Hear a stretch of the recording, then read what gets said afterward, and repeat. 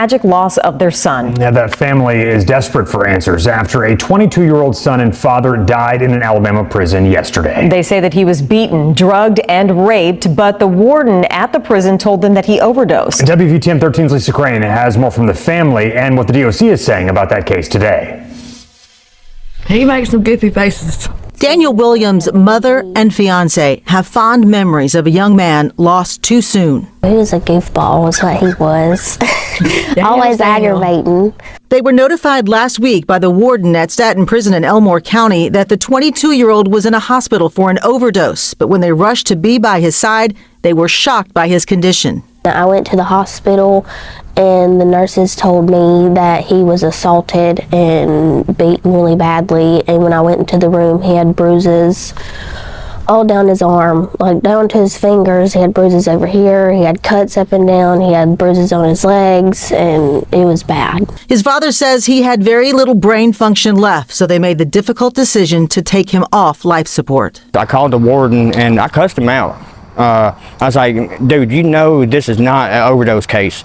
You know exactly what happened. How's this crap gonna happen like this? Well, it's under investigation right now. And that's the last time I even talked to the warden.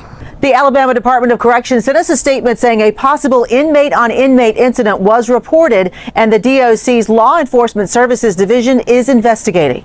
Carla Crowder with Alabama Appleseed says what happened to Daniel is all too common. The brutality, the violence, the dysfunction, it's not an aberration anymore. It's a feature of the Alabama Department of Corrections. It is our system. And so the kind of horrific deaths that we've seen, what happened to Mr. Williams, is not even uncommon anymore. Now the Williams family is trying to figure out how to bury this young man who was scheduled to be released from prison on the day he died. I set up a GoFundMe account to get him cremated. It's like $1,000. Okay. I was wanting to bury him by my mom, but that's like $7 grand, you know. I can't afford that. His fiance is struggling with knowing their daughter will have no memories of her father. How am I supposed to tell her about her daddy? Like, why isn't he here? Why didn't he ever come home? I grew up without my dad, and it sucked. So I couldn't even imagine. In Jefferson County, Lisa Crane, WVTM 13. What's up, everybody? This is Common Sense Not Common live, and I missed the show out. And I just recently came across this young man, this young white male who was 22 years old, a father of two, who was found dead in jail in Alabama. They say that he was assaulted. The family members say he was assaulted and raped and beaten while in custody in the jail. They say Daniel Williams was reportedly incarcerated in the facility since July, and his family says that he was set to be released earlier this month. Still, they found out that he was hospitalized on October the 25th and were told that he suffered from a drug overdose. However, the family was notified when it appeared that Williams did not suffer from a drug overdose, but was assaulted. His stepmother, Taylor Bostic, told the Alabama Political Reporter that Williams was bound, assaulted, and sold out by other inmates around October 22nd. She also goes on to say, okay, so me and my father just assumed that he got hold of some bad drugs or something. And when we went to see him, he was beaten and bruised up. And y'all can tell where his hands was bound. I mean, you can tell that obviously it was not drug overdose. She explained. Bostic continued to say that the warden did not tell them that Williams was transported to the hospital until that Wednesday. But another inmate called the family, that this is bad, called the family and notified the family what was going on. What's up, everybody? I'm Mr. Show Out TV, and I'm the host of Common Sense Not Common Live. I'm also the host of the Sober Gang Experience podcast on YouTube. So I would love for you guys, right after this video, to go take the time out and subscribe to both of these channels. But I was just going over a few things, and I ran across this story, right? And y'all, it's just something just really do not sit right with me when I hear this. Now, I know for a fact that the politics and the way things is governed in prison and in jail. I know that the inmates run the asylum, right? We know that. We know that the inmates run the asylum. We know that the inmates are really are in charge of everything that goes on, the politics. They really govern their own self. I'm not sitting on here trying to say it needs to be changed in the prison system when it comes down to things like that, because we all know for a fact that that probably ain't gonna happen because the inmates really run the asylum, right?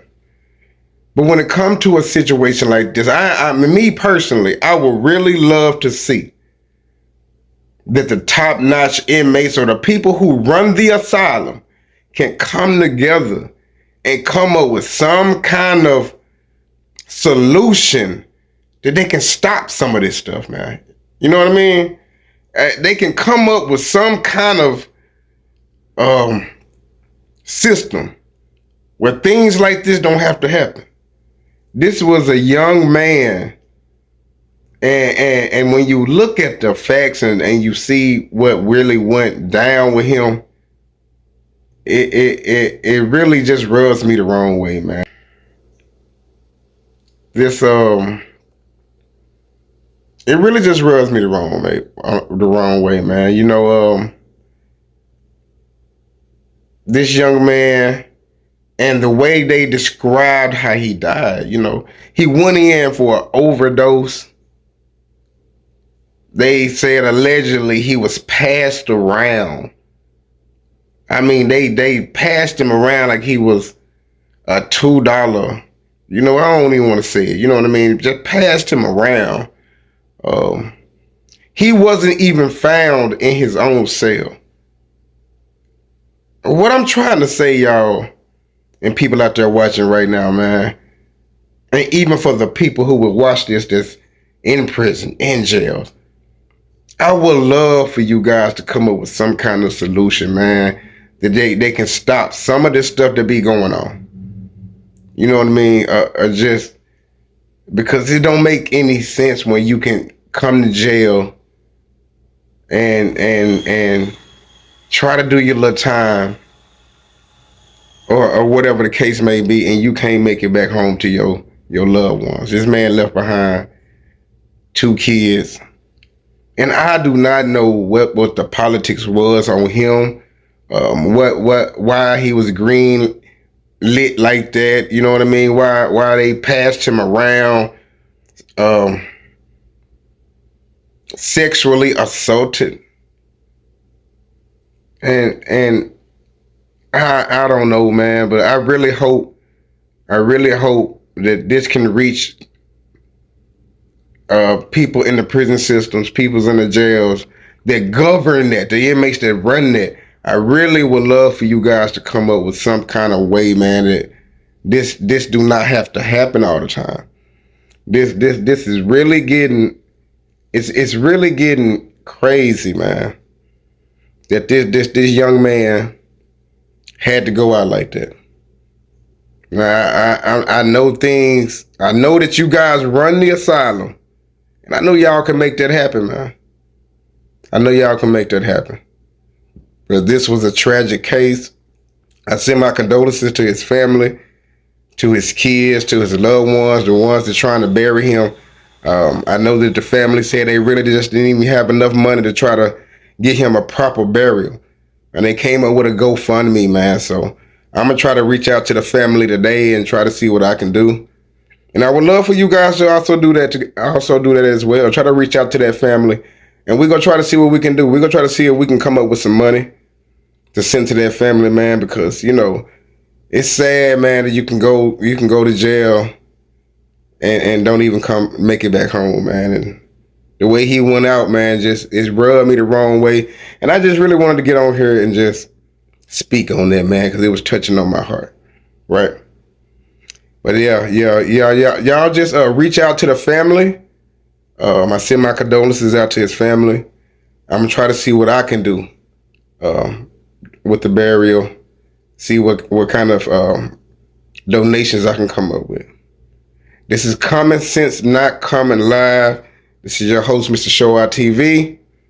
Make sure you give this video a thumbs up and subscribe to the channel. Make sure you leave me a comment in the comment box about this too as well. And make sure you go and sub up to my main channel, Sober Gang Experience. Till next time, peace and love and happiness to everybody out there.